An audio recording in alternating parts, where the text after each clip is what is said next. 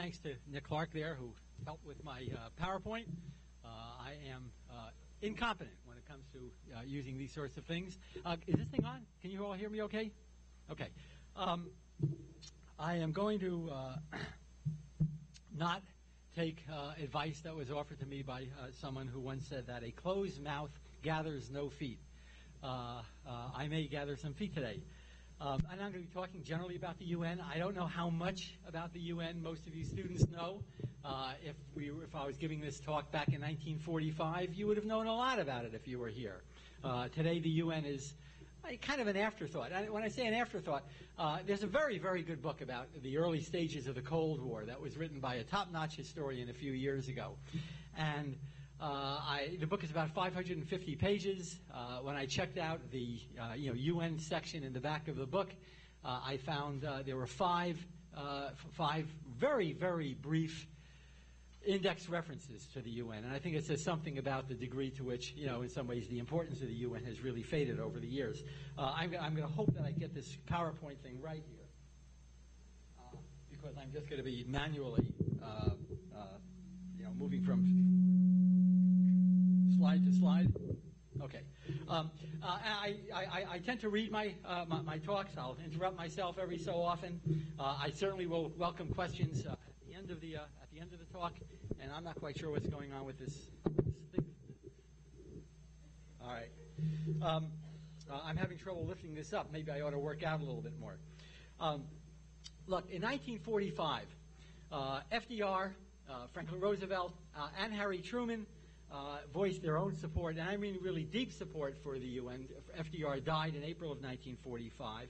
And not just support of the UN, but really a sense of regret that there hadn't been a kind of UN after the First World War. Well, there had been. It was called the League of Nations, but the U.S. had not joined the League of Nations. The Senate had refused to ratify the treaty that would have joined the U.S. to the League of Nations. So there was a certain amount of guilt, I think. By the way, let me see if I can get this thing, set here. All right, a little better. So there's a certain amount of guilt, I think, with which they approached the whole subject of the UN in 1945. And there was always a certain amount of politics in this. For instance, when FDR was running for president in 1932, the first time that he ran for president, he would eventually run 4 times. In 1932, when he ran, he abandoned his support for the UN. And the reason he abandoned his support, not for the UN, but for the League of Nations, but though he had been a very, very firm supporter of the League of Nations back at the end of the First World War, the reason he abandoned his support was because by 1932, isolationism had become a lot more popular in the U.S. He wanted the support of many of those isolationists. So he said at one point in January of 1932, well, the League of Nations is not the League of Nations of Woodrow Wilson. Wilson, of course, had been originally the American president who had proposed the League of Nations. Well, of course, it was that earlier League of Nations, but the U.S. hadn't joined, which weakened the League of Nations. But my point is simply that in 1932, FDR had really stepped away from the whole thing. He did so for purely political reasons, for political expediency, and I think that had something to do with what would be his later support in 1945. I also ought to mention that, however much, there was a lot of support for isolationism and so forth back during that period in the, before World War II. We sometimes generalize about isolationists. We say that, the middle of the country was isolationist, the East Coast, the West Coast were not. I don't know whether that's so true. The fact of the matter is that the most isolationist single senator in the entire United States Senate back in 1932 was a guy named William Borah from Idaho. Well, it was also that very same state of Idaho that produced another senator, the other senator, whose name was James Pope, and James Pope just happened to be the one senator who had the backbone to propose a resolution in the U.S. Senate for joining in 1932 the League of Nations. So you had the most isolationist senator and the most internationalist senator coming from that very, very same state. But catastrophe does for peace movements what simple reason often does not do. They made it clear that the U.S., that is to say World War II, would make it, World War I too, I suppose, but World War II especially would make it clear, I think, that the U.S. could not escape its international responsibilities. And I use that word responsibility very consciously. Think about what that word really means. Did the United States, say at the beginning of World War II in 1940, did it really have a responsibility to reorder the world, and to once again become an international participant? And the answer, I think, is yeah, I think very, very emphatically yes. At least if Europe, and therefore the West, was to be free of the influence of Hitler and of others who saw the future in primarily military and also racist terms. And when I say, racist terms, I mean in an explicit sense, as we see in respect to Hitler's assault on the Jews, on gypsies, but also on non-racial groups like gays and so forth. And we also see it in Japan's treatment of the Chinese. They both may be Asian, but there was a lot of kind of Japanese racism, which I'm not going to get into right now. And we see this highlighted, perhaps most importantly, during the 1937, what was called the Rape of Nanking. And those are Chinese bodies in those mass graves. The United States has lost. We've lost about 4,500 killed in action in Iraq, and another 1,000 so far in Afghanistan. But those are numbers that pale in comparison to the 390,000 Americans who died during World War II, 290,000 in battle and another 100,000 in other ways. And so FDR, always an internationalist at heart, resolved to make sure that that kind of thing would never happen again. In 1940, even before Pearl Harbor, he authorized the initial planning for what would eventually become the UN. By 1943, that kind of planning had finally reached full stride. It was led by men that probably you've never heard of. A man, for instance, by the name of an economist, a very good economist, by the name of Leo Pasvalsky, and Sumner Wells. He was an undersecretary of state at that time, and who became the leading high-level proponent of the UN until his very, very untimely dismissal from the State Department in 1943. Now, because isolationists, plenty of isolationists, kind of the Ron Pauls and the Pat Buchanans of that generation, because many of them had helped to smother Senate support for the League of Nations back in 1919, and because they were still lurking around Congress in 1940, FDR had to shroud, or so he felt he had to shroud, his UN plans in secrecy. That secrecy even extended to the names of agencies tasked to draft these plans. So, for instance, they were given bland names like the Bureau of Special Projects. No one really knew what exactly that meant. After the momentous Nazi defeat at Stalingrad, the Battle of Stalingrad in 1943, and the combined U.S. and British naval victory in the Atlantic, called the Battle of the Atlantic, all parties understood from that point on in 1943 that the Allies were going to win the war. And once they understood that, the wraps were removed from much of this UN planning. By November 1944, with Stalin and Churchill finally publicly supporting the new organization, FDR hosted what was called the Dumbarton Oaks Conference. The Dumbarton Oaks Conference, which is right in Washington, D.C., where the Charter of the United Nations, that's the UN Constitution, where the Charter of the UN was sketched out. And at the famous Yalta Conference a few months later, a proposal for a permanent veto for the major powers was accepted by both the U.S. and the USSR. Now, I said the term a permanent veto. I'm going to come back to that because it's really important. Okay, and it became clear that the organization would, at Yalta, have two main bodies. On one hand, a General Assembly with nearly universal membership committed to the principle of equality among nations. And secondly, a smaller, that is a 15-member Security Council that rejected the principle of equality and which would have the responsibility to, as the UN Charter is going to put it, maintain international peace and security. That's simple. Maintain international peace and security. Nothing simple about doing it. And it was here in the Security Council that the five permanent powers, that is to say Great Britain and France, the United States, China, and Russia, there's where they would have an absolute veto. In other words, they could veto any piece of legislation, any resolution that would have committed the UN to actually taking action to maintain the peace.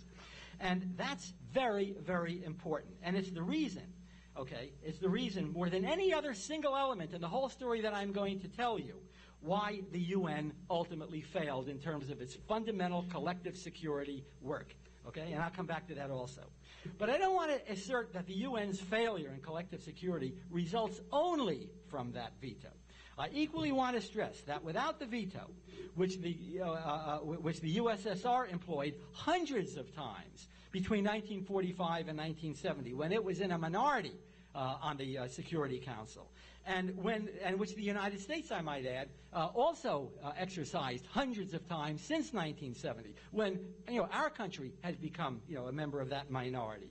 I want to stress, in other words, that without that veto, there never would have been a UN at all. The Charter would never have been approved, either by Stalin or by our Congress, without that veto. So while we damn the veto, and while countless observers on the political left have called for amendments to the Charter to eliminate it or to weaken it, the fact of the matter is that that veto remains central to the very existence of the organization. I'll put my argument into 4 words. No veto, no UN. That's simple. No veto, no UN. There's another little story that might highlight both a point of interest about the early United States-UN relationship. The Truman administration, in the weeks after FDR's death in April of 1945, came to fear that isolationist sentiment in the United States might seek U.S. support for the United Nations, just as it had earlier sunk U.S. support for the League of Nations. And consequently, the State Department, that's the agency, remember, in our government that's responsible for foreign affairs. In other countries, it would be called a Ministry of Foreign Affairs. Our State Department organized what I describe as the greatest single pageant in 20th century American history. Countless United Nations speakers, pro-UN speakers, were mobilized to speak at Lions clubs and Rotary clubs and all kinds of other service clubs around the country. Pro-UN propaganda was distributed to thousands of schools in every single one of the then 48 states that existed. Agencies of the government in other ways promoted the United Nations. The kids became cheerleaders for their parents, so to speak, in respect to the UN. Celebrities from Hollywood chimed in. Radio personalities chimed in. A very, at that time, well-known guy by the name of Archibald MacLeish, a famous poet, who at that time was the Librarian of Congress, became one of the leaders in this whole program. He became, as a matter of fact, he was appointed to become an Assistant Secretary of State just for that purpose. Now, my point is simply that neither Roosevelt nor Truman were willing to take any chances about, support for the UN. They hoped to make the United Nations as popular as Coca-Cola, Pepsi-Cola.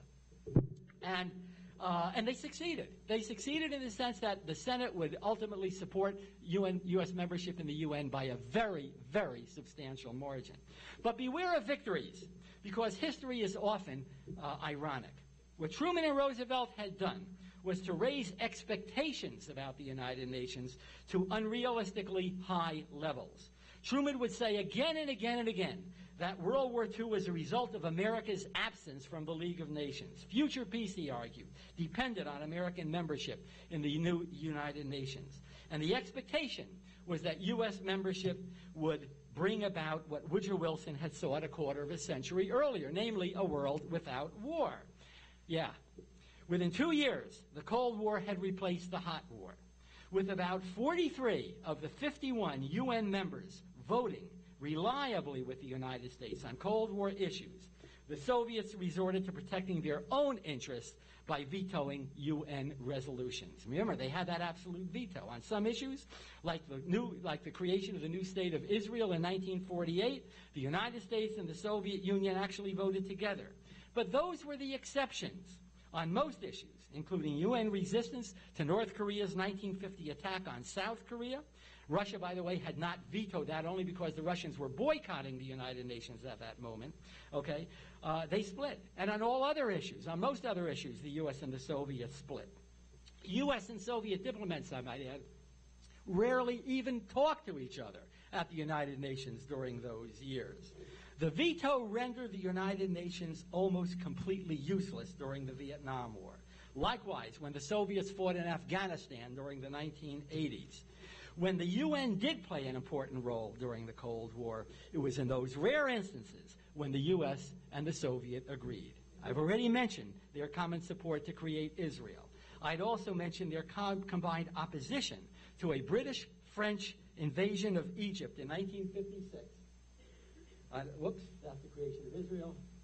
That's the Suez Crisis, a crisis at Suez in 1956, after the Egyptians sponsored guerrilla attacks on Israel and after the Egyptian president had nationalized what was then the British-controlled Suez Canal. And that later development was especially important for the UN, under its greatest Secretary General, whose name was Dag Hammarskjöld, a Swede, invented what today we know as peacekeeping.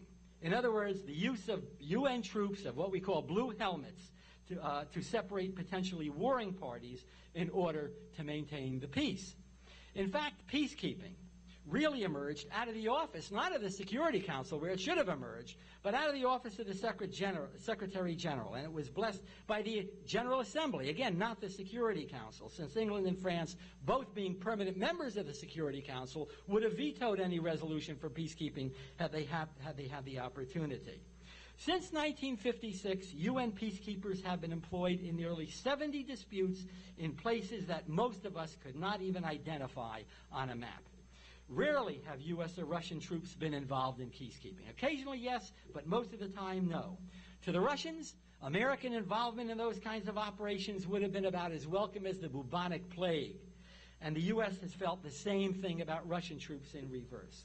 It's been countries like Canada and Norway and Denmark and even Fiji which have been committed, who really have committed their armies for peace missions. And even as we speak today, UN peacekeeping units are employed in 16 different countries, including places like Cyprus and Kosovo and Liberia and Darfur and Sudan.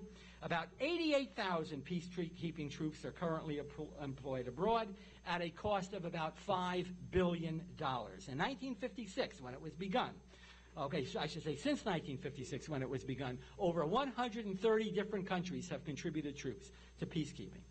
Has peacekeeping been an unadulterated success? The answer is certainly not. In fact, in the Ivory Coast during the 1990s, UN units were accused of rape and other sexual crimes against both women and children. They were also involved in sex scandals in Haiti and in the Sudan, with some peacekeepers implicated in procuring children. In a few operations, notably Somalia during 1993 and Rwanda in 1994 and the months preceding the genocide in Rwanda, peacekeeping turned out to be an abysmal, I underline that word, an abysmal failure. But in many other countries, peacekeeping has, well, it's kept the peace. It really has kept the peace. Indeed, in 1998, the Blue Helmets won the Nobel Peace Prize, helping to pave the way in 1992 for creation of a department, of a UN Department of Peacekeeping Affairs, administered by Kofi Annan, who many of you will remember, I'm sure, who became, eventually a UN Secretary General. Now, there's another side to the UN story that has a more direct effect on American attitudes toward the organization.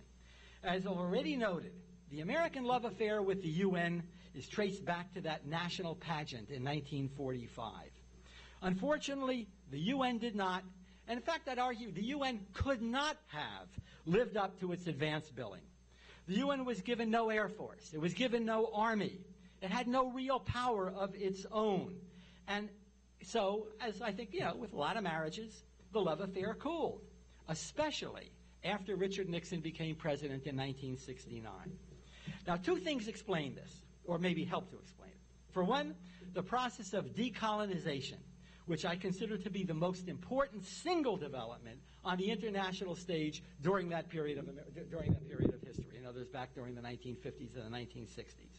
The 51 members of the UN in 1945 became 125 members by 1972, the year that President Nixon appointed Daniel Patrick Moynihan to be our UN ambassador. And that's more than doubling the size of the organization in a very short period of time.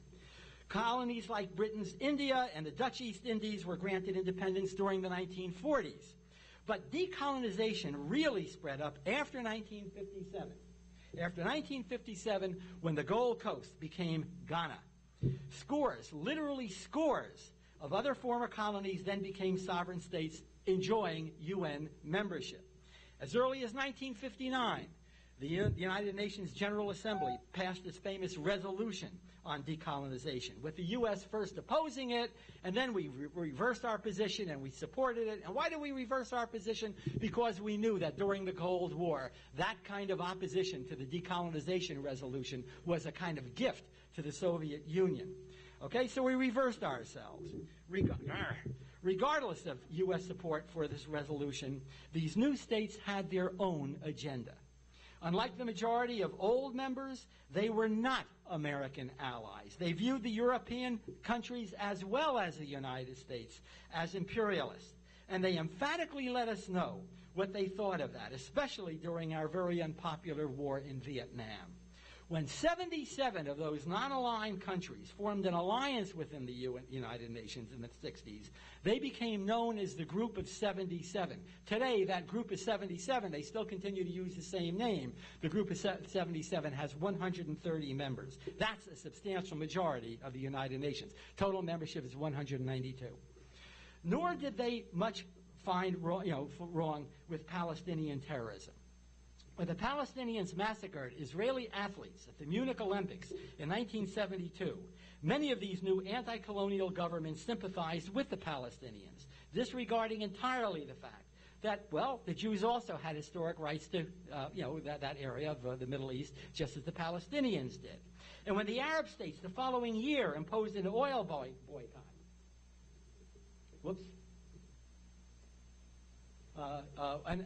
these are gas lines on the right-hand side, okay, imposed an oil boycott on the West, on the entire West, following one of those many Israeli-Arab wars. The new states, dependent on Middle Eastern oil, became all the more closely aligned with Arab interests. The result was a sharp division between the Third World and the UN, and that division was played out at the United Nations. Now, there are two other developments that further served as a reminder that the Americans were no longer granted favored nation status at the United Nations. First, the General Assembly in 1971 finally admitted, after 20 years, the PRC. Okay? In other words, the PRC got membership, and the PRC means the People's Republic of China. Became, a member of the United Nations. The U.S. had tried for years and years, for over 20 years, for 22 years, to prevent that from happening. It finally happened, okay? And it happened in part, as a result of third world politics, but from the American perspective, okay? The Americans had essentially demonized the Chinese for a period of 22 years. We saw the Chinese as, the evil enemy, that had participated against us, of course, during the Korean War. In any case, we had demonized them.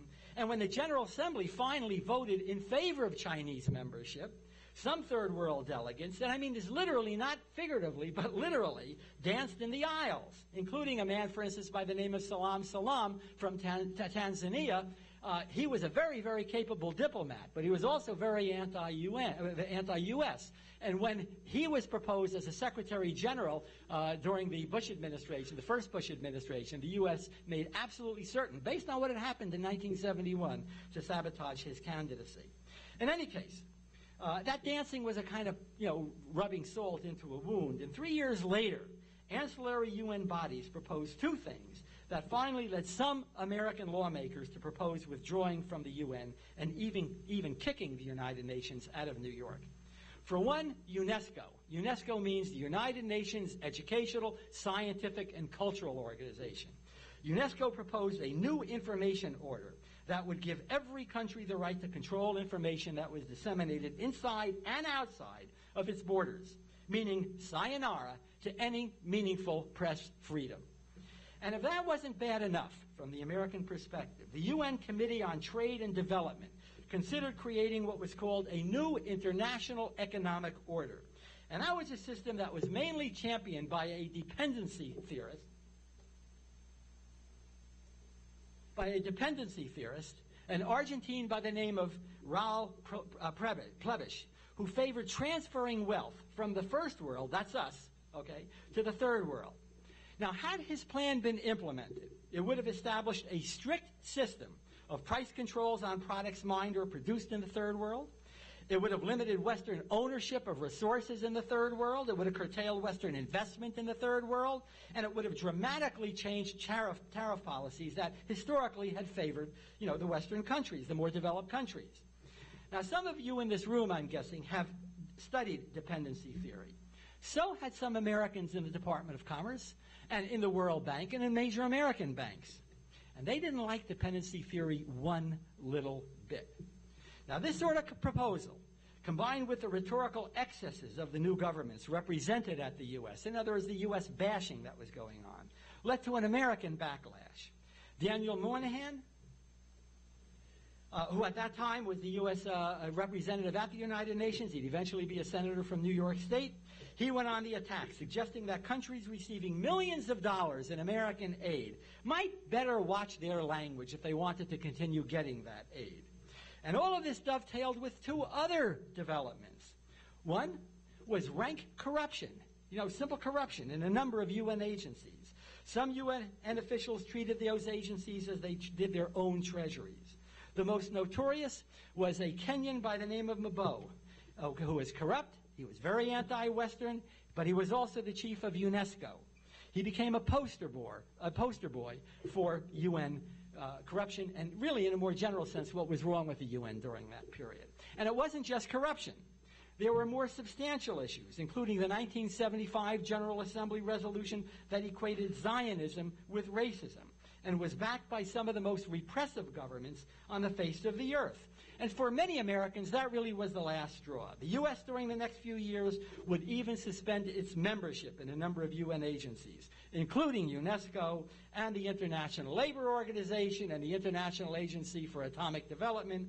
Perhaps understandably, Washington also sharply reduced our budget, that is to say, the money that we paid to the United Nations, our dues.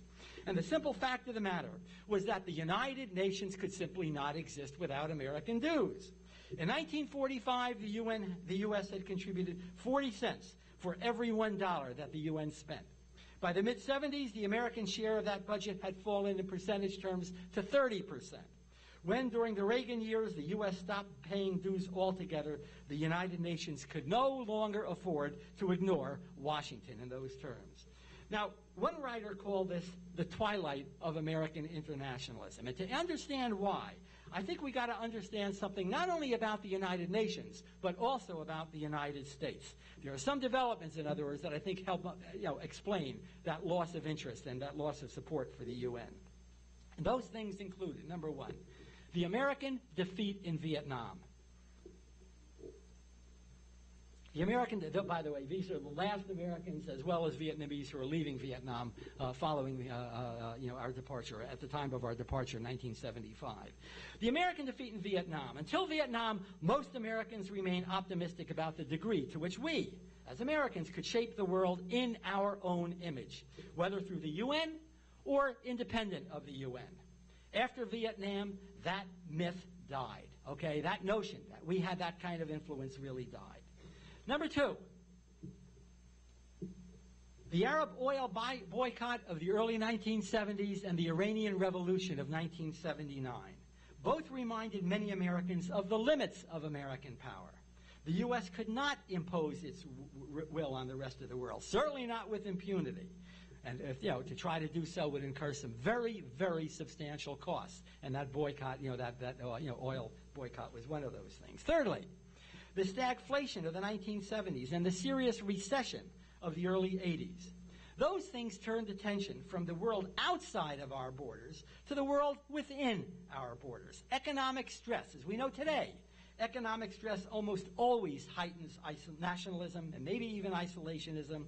And nationalism meant, during the 1970s and the 80s, bashing the United Nations. Well, folks, many of those UN members bashed back. And finally, number four, the rise of the religious right inside the United States. And the religious right, which formed the basis for Ronald Reagan's political victories during the next decade, tended to be, among other things, tribal and anti-Muslim and triumphalist. America, the right believed, and believes to this day, is not merely different from other countries, but better than other countries. And not even the nationalism of the Reagan administration, though, led to a complete break with the UN. Moreover, by the end of the 1980s, we witnessed the unexpected end of the Cold War. That meant no longer would American policymakers be confronted with that automatic Soviet veto. Bush the first even proclaimed in one of his most memorable speeches, that we can look forward to a new international order, by which he meant a world organized along the lines that Woodrow Wilson had hoped to create a half-century earlier. The UN, Bush believed, would now serve as a genuine collective security organization, with all the countries, in other words, ganging up against any one country that challenged the peace. In other words, that went to war. Not only had the Berlin Wall fallen, but the UN, the institutional center of his vision, but the UN had just, the UN had just resolved a nasty war between the Iranians and the Iraqis, a war that lasted over 8 years.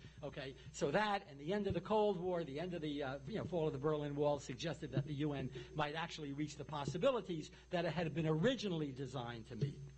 In any case, that was the recent past. That war, the end of that war, the end of the Cold War.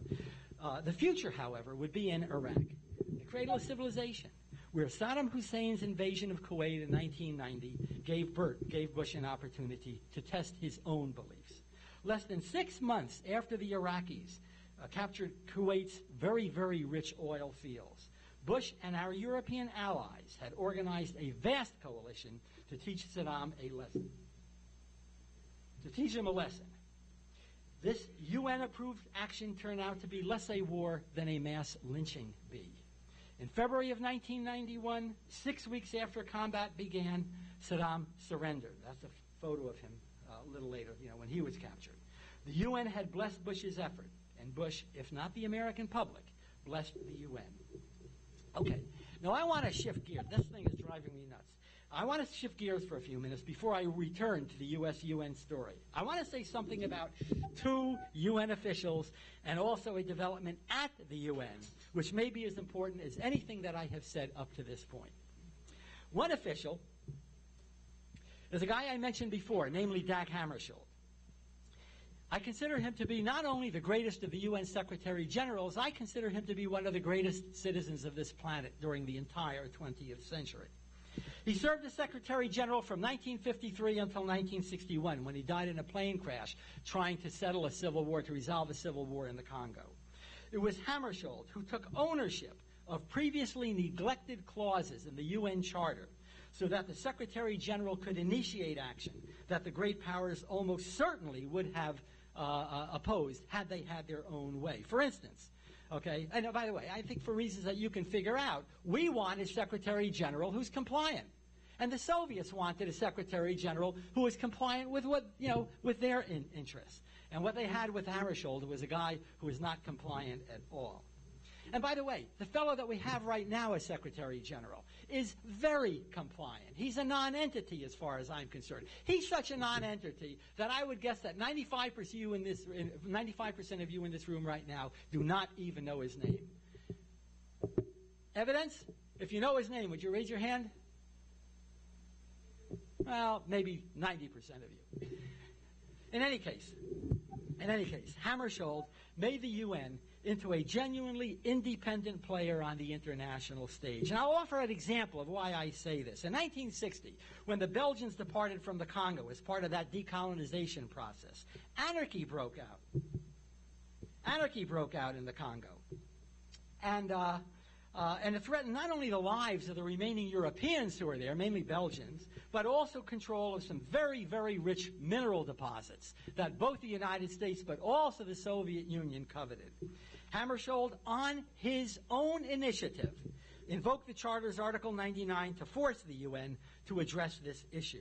Now, this kind of thing had never been done by the UN. Until that time, if the UN considered an issue, it was brought to the UN by one of the other powers. Not in this particular case. Hammarskjöld took the initiative. Within weeks, UN peacekeeping troops were patrolling the streets of Congolese cities, and my point in mentioning Hammarskjöld here is to emphasize that he never assumed that the Charter's words about maintaining international peace and security were just empty phrases. Not at all. He gave life to the Charter as no other official, either inside or outside of that organization, had ever done.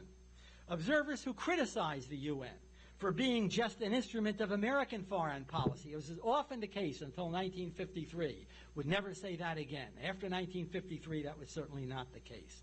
To argue that the UN was simply an instrument of U.S. foreign policy was about as accurate as suggesting that Fox News is a real news organization. The other man that I want to mention is more contemporary. His name is Sergio Vera di Maio, okay? I had a little film that I wanted to show you, but I just couldn't get the darn thing working on this PowerPoint. He was a Brazilian, and had he not been killed by Sunni extremists, by Sunni assassins in Iraq just over 7 years ago. And by the way, when he was killed, they also killed another 14 members of the UN. They blew up the UN headquarters, and about 50 or 60 people were very, very seriously injured. Okay, and I mentioned him in part because he was not just, really capable in terms of what he was doing, but I believe he would have become the next UN Secretary General instead of Ban Ki-moon, who is the current Secretary General. Sergio, like his countryman Pele, would only have to be known by his first name, okay, by one name. He helped restore the institution to prominence even among UN-hating neocons in Washington, who populated the second Bush administration after 2001. And the reason I want to highlight Sergio in this talk is not only because he deserves recognition for his own extraordinary accomplishments, but because he represents a side of the UN that is too often shrouded by the more newsworthy failures in the collective security area. Now, before I say any more about this, you ought to know something that most Americans too often ignore. The UN is best described not as the UN, but really as the UN system. A system that includes over 200 different agencies and bureaus and councils and committees and subcommittees. Okay, you get the idea. It's huge, and it's sprawling, and it's often inefficient as units overlap other units. For instance, to give you one example, water development in some countries falls under the direction of the United Nations Development Program, and also the United Nations Environmental Program, and also the United Nations Committee on Trade and Development. It's a kind of crazy quilt of administration. These different agencies include many that you've heard of, like the Economic and Social Council and UNICEF, and maybe the International Labor Organization, and many others I'm virtually certain, that you've probably never heard of, such as the United Nations Crime and Justice Institute, or the Office for Public Service, or even, and you'll like this one, a committee to regulate other committees. Okay? The UN's budget is sometimes described in terms of the basic budget. And this year it's $4.1 billion. Or the peacekeeping budget, which is another $5 billion. Or the entire program of all these different agencies, which is about $16 billion. That's a lot of money, right? Whoops. That's about the amount of money that we will spend on one single aircraft carrier. The next class of aircraft carriers, this one is called the Gerald R. Ford.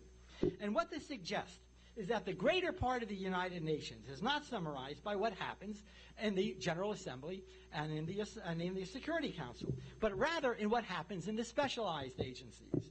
One of the key agencies has been the UNCHR. What does that mean? The United Nations Committee on Refugees. The High Commission on Refugees is technically what it stands for, which was headed by Sergio for some years and which did extraordinarily good work for refugees in many, many war-torn areas of the world. And when I say war-torn, I don't only mean wars between states, but wars within states, civil wars and so forth. Sergio was not content to administer this work from New York. He went into the field. He braved incredibly dangerous conditions in those fields. And in the process, he wound up helping to save hundreds of thousands of lives, minimally hundreds of thousands of lives, which I think is more than most of us are going to be able to say when we write our own autobiographies. To repeat, most of the good deeds of the UN have not come from the more well-known agencies. Sure, I can argue that collective security has largely failed in places like Afghanistan with the U.S. and when the Russians were in, I should say Vietnam with the U.S. and with the Russians in Afghanistan during the 80s and with the Chinese in Tibet and with the Americans again in Iraq after 2003. I think that's all true. Power, after all, does have its privileges. But those failures are eclipsed by the UN efforts, such as when the World Health Organization eradicated smallpox a few years ago, when the UNDP's development programs developed critically important water resources in Western Africa, and when Sergio provided humanitarian assistance in places like Cambodia and in post-genocide Rwanda. UN failures are almost always highlighted on page 1 of the newspaper. UN successes barely make it onto page 26. They just aren't as sexy, and so they're often ignored. As recently as this past Sunday, a few days ago, the U2's Bono, another guy with a single name, right, published an op-ed in the Times that noted the importance of what we call the United Nations Millennium Development Program. The Millennium Development Goals is the technical title, which was adopted 10 years ago and which includes such things as building more schools throughout the third world, providing greater opportunities for land ownership, more rights for women. And had there been real progress? Has there been real progress in this area? The answer is yes, in many, many places, no, in some places. Okay? You can read what Bono himself said in the Times. But I want to, just repeat one other thing that he added that I have not placed up here. He ended by saying, the news isn't all good. At the same time, he says that we've had these successes, the struggles of places like Congo remind us of the distance left to travel. There are serious headwinds. 64 million people have been thrown back into poverty as a result of the recent financial crisis. And 150 million are hungry because of food crises. And extending the metaphor, he writes, there are storms on the horizon. The poor will be hit first and worst by climate change. Look, folks, the record of the UN is mixed. It's not as rosy as most of its champions want us to believe, nor is it as dismal as critics like Rush Limbaugh would like to think. I'll admit that the performance of a few of these UN agencies has been disgraceful.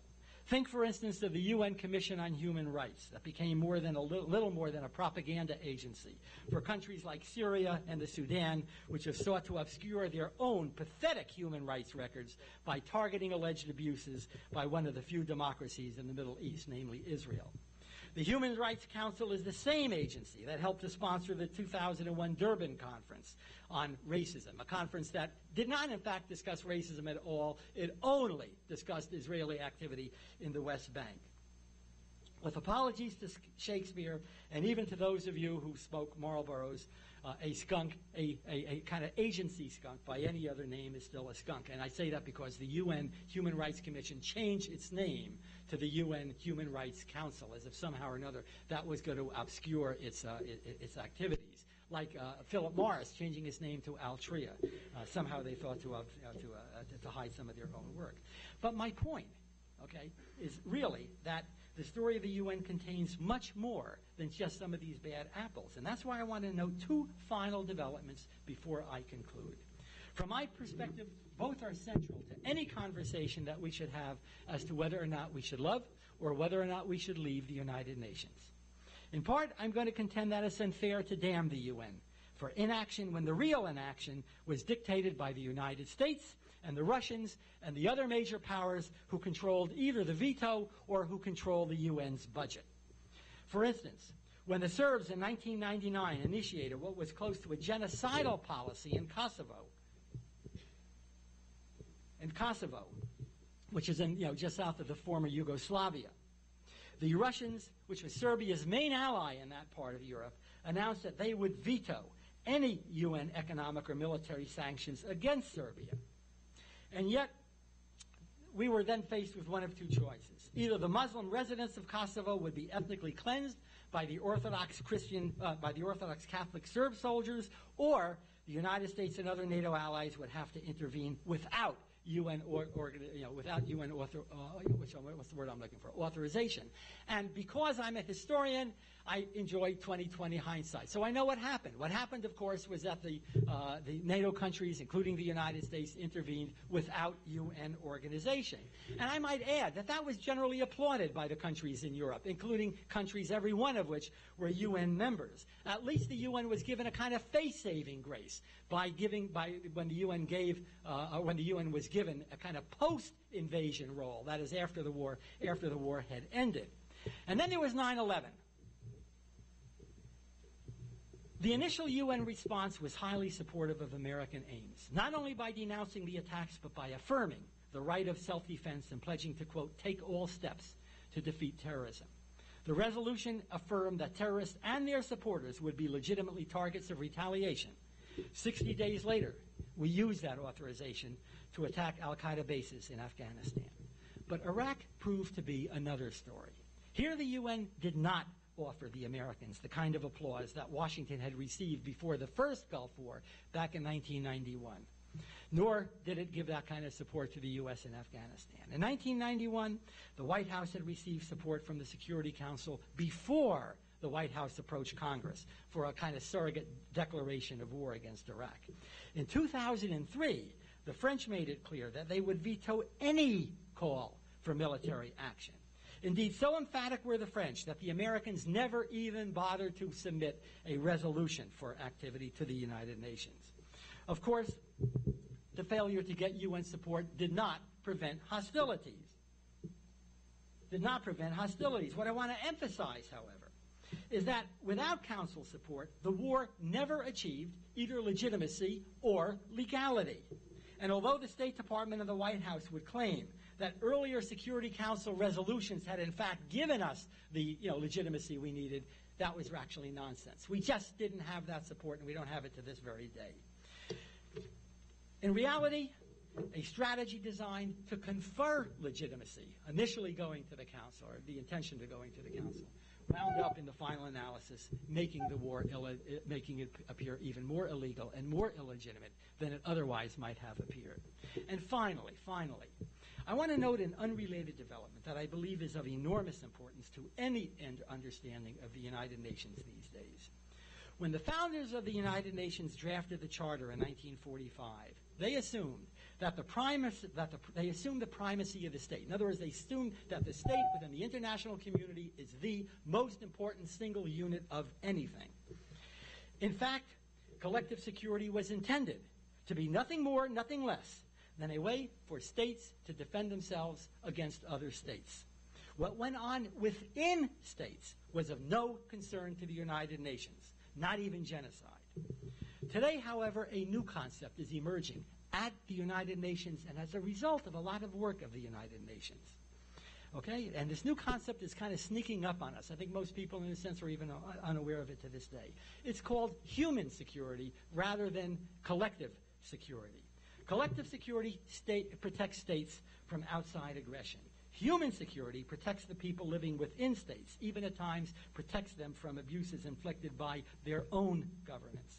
That's why, for instance, genocide in the Sudan or anarchy in Somalia has attracted blue-helmeted peacekeepers.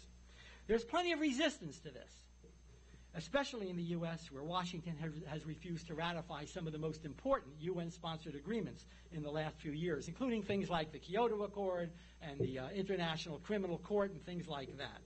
Still, the definition of what is legitimate in terms of international action is changing, and it's changing as we speak. And the generation of students who are taking courses in this university right now, many of you right in this room, will, I think, be beneficiaries of this development. It's complex. I don't have more time to talk about it right now. I want to give you some time for questions. I'm trying to handle this microphone, and therefore I don't even know what time it is, but at the very least I do want to give you a few minutes for questions. Thank you very much for your attention.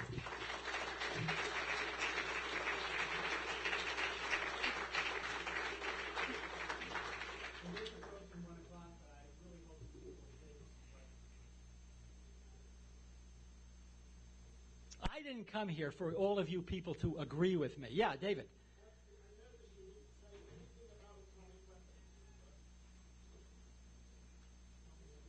I didn't say anything about atomic weapons. That's true.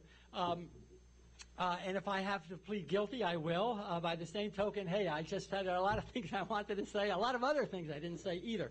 The UN has not involved itself in any direct way, when I say the UN, the Security Council or the General Assembly in respect to nuclear weapons. But they do have an international agency for atomic weapon, dealing with atomic weapons, and that's the agency, for instance, that has recently confirmed that the Iranians are violating some of the rules and regulations regarding information and so forth in respect to their own nuclear program. But I'm not quite sure where you're going with the question. I mean, other than to say that the agency exists, the fact of the matter is that the most important single treaties, the two most important single treaties in respect to nuclear weapons, were both negotiated outside of the framework of the United Nations. One is the Test Ban Treaty of 1963, and the other is the Non-Proliferation Agreement of 1959. Both of them were more or less negotiated without much reference to the UN.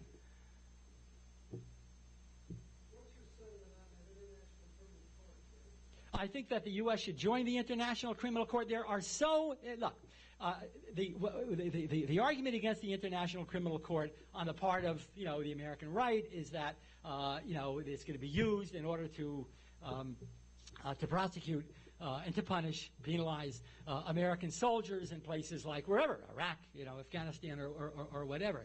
There are so many safeguards that are built into the statute that simply will not happen. The only way that will happen is if the U.S. simply ignores crimes, misbehavior, but real, criminal misbehavior by UN troops. If the UN does not, ignore it, and we have plenty of rules and regulations within the context of, our own military court system, then we have nothing to fear whatsoever. I think it's a bogus issue, and it has to do with, look, there's just been an upsurge since the 1970s of nationalism. You see a lot of it today in the campaigns of people like, what will be the campaign of Sarah Palin and others.